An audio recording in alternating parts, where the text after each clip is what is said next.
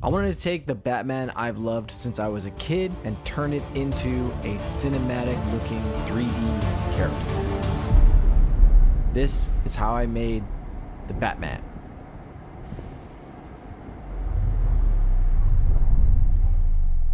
Well, starting out, I wanted to do a short project to just practice skills, try new things like the Substance Painter bridge. And, in between big projects, I like to try to do smaller projects. And for those, I like to choose like concepts that are super clear. I mean, I've got a backlog of things I want to do now. So for this one, I chose Batman. He's my favorite superhero. Very kind of simple design in terms of the amount of things to do. So, I've got some choices here and there, but it's not like, wow, I could do anything, it's just crazy. And so when you're really a fan of something, you connect with it. Other people have that same shared context.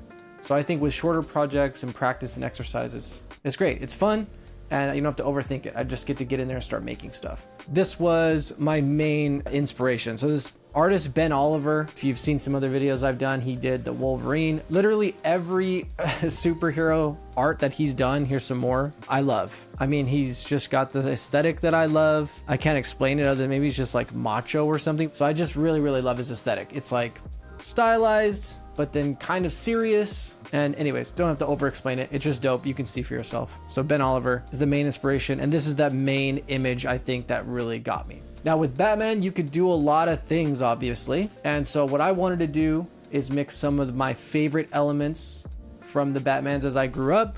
So you can see here these short ears, the more brutish look. And here you can see the Frank Miller Batmans. Now I like the shorter ears. I wanted to do the brute, mean, kind of older, maybe he's in late 30s, 40s. And I like, we see with Frank Miller's too, like it's bloody, it's ripped up. That's the vibe that I connected with the most, and I wanted to do that. And it's a little bit different. It's not the other Batmans that we see right now in pop culture. And so I thought it'd be cool.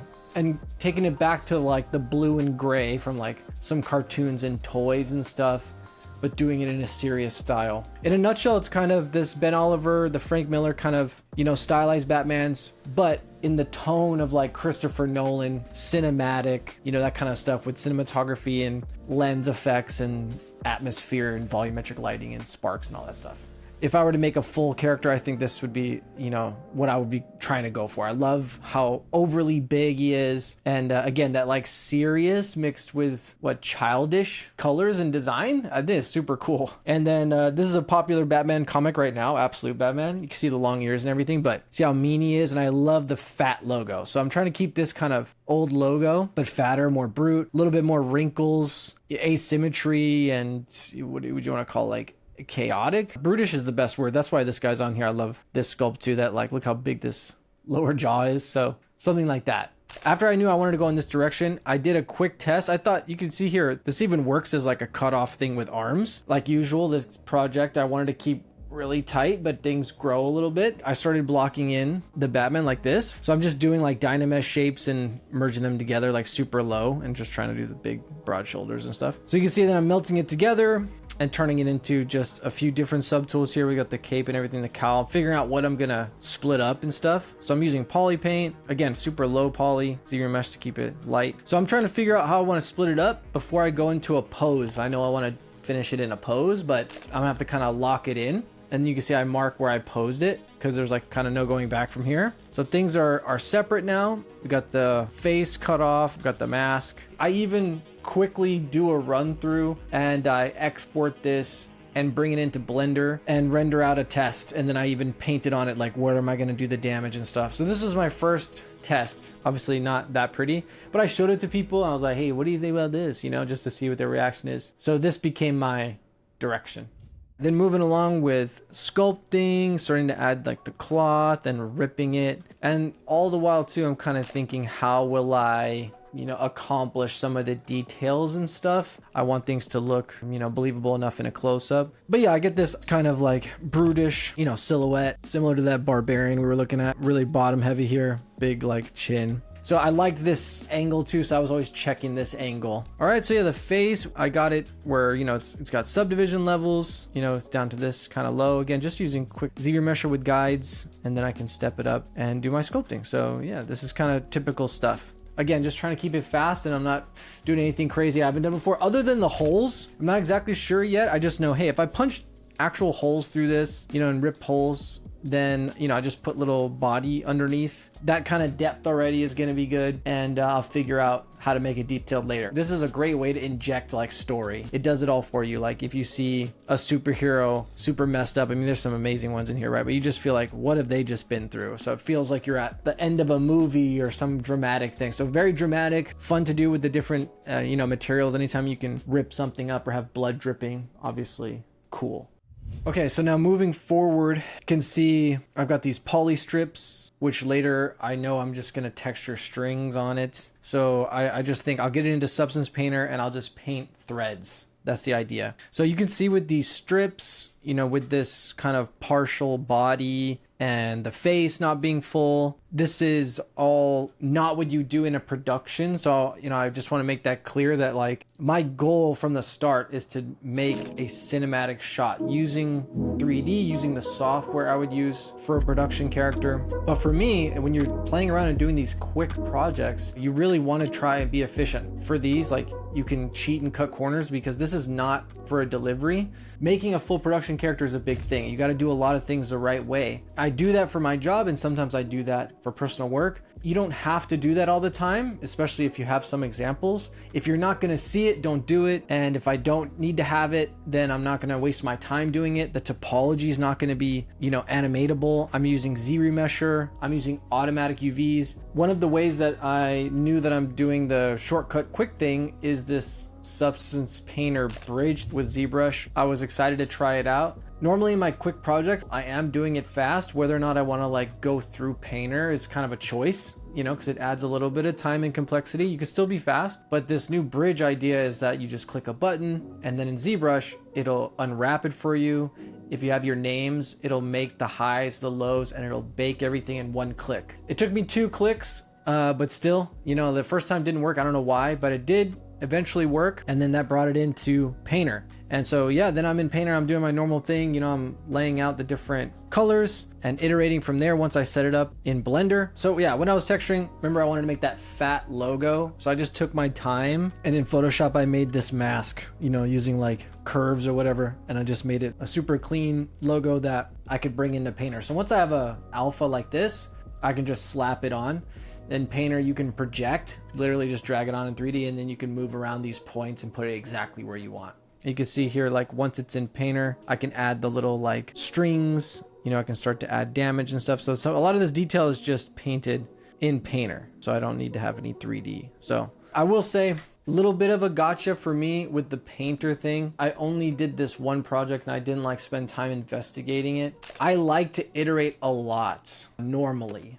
And in this case, every time you would click the Painter button in ZBrush, it unwraps everything again, and it exports everything again, and then it imports everything again. So, you know, your textures would look all different because it's changing everything. And I didn't want to do that. So, and rather than like investigating if I could do anything about that, I just didn't do any round trips anymore. I just committed to, so it was kind of a strength in this case because I'm trying to go fast. It like forced me, kind of closed the door behind me. So yeah, so I was texturing this for a while, and then I exported the textures to a directory and I opened it in Blender. So you can see this is my Blender render scene, one of my early versions. I even started adding hair to his face. And I will say one of the things that was super important to me that I didn't know, and now is a part of my Blender journey here, is I had to download an add-on that would update textures.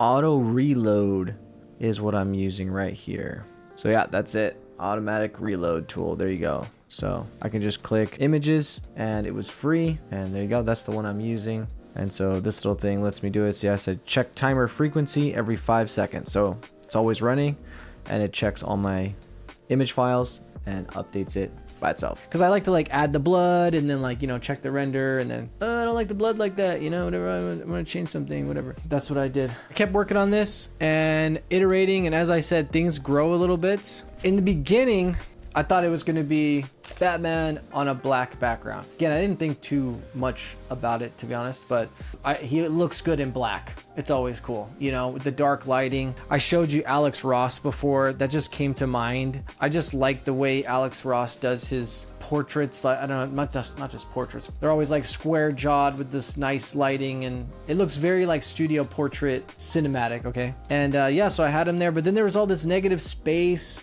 and his cape is like flowing, you know? And I was like, oh, you know, what am I gonna do? Just have an image? Like something I feel very strong about. I tell a lot of 3D artists, like, hey, move your camera around, like rotate your character. You know, you're making a 3D model here, you know, let people know it's 3D. And I just thought it would look like really like a statue. And I was like, I think I have to figure out how to do the cloth, you know? And then I was like, if I do the cloth, was just gonna be in there.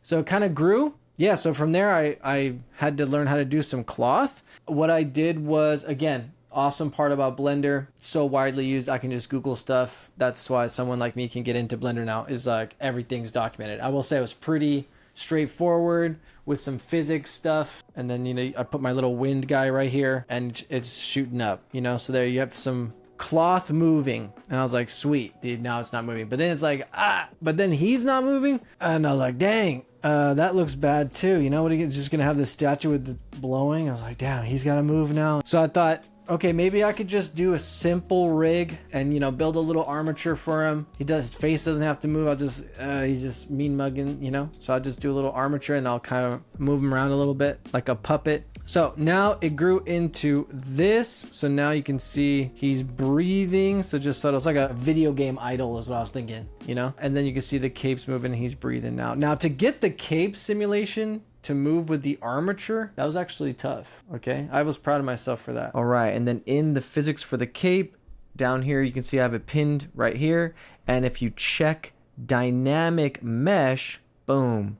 And then as I animate the body, the cape is like following and the dynamics are working. So I was stoked about that. And so then he was moving, the cape was moving, sick. But then there was that negative space and I was like, well, now he's moving, he's got to be in the city, you know? Then I had to make a city. So what I did was I found this thing on Fab a long time ago, low poly night city right there. So I got this a while ago. It's free. Yeah, it's great. So yeah, I use this for another 3D scene I had, and it's duplicated, move it around. And so it's pretty lightweight. It's got emissive maps and everything. And I knew it was going to be out of focus. So I brought that in to Blender. There you go. So yeah, so you could see the buildings here. Again, great for the background.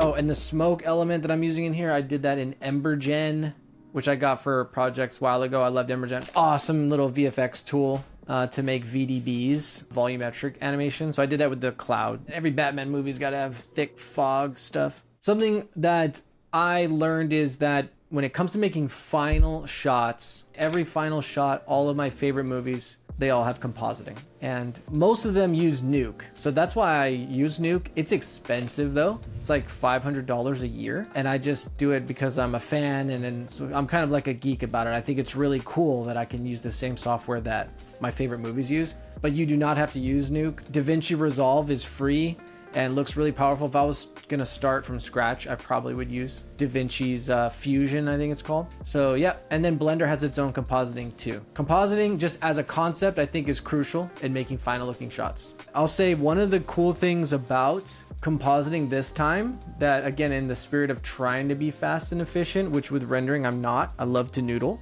I was able to render the different elements at different resolutions, you know? So like for the VDB, the cloud element, I rendered it low quality, and then I had denoise up super high because I knew it was going to be a little bit out of focus. I wanted it to be soft smoke anyways, you know? So that way it could render fast, because if you're not careful, volumetric rendering could take forever. So this background, you can see it's low poly, and the texture resolution's low and kind of looks like a toy, and it's kind of like jagged and stuff. I actually just limit it time per frame on Blender, so I can estimate, like if I'm gonna go to dinner, I'll just be like, oh, let me just render this in 2 hours or 1 hour or whatever, and I just limit the frame number and let denoise do its thing. And then you get this kind of, whatever, but you get the motion blur, and then later at the end, I blur it, right? I put like a lens blur on it and everything. And then look, you can't even tell, who cares? You know what I mean?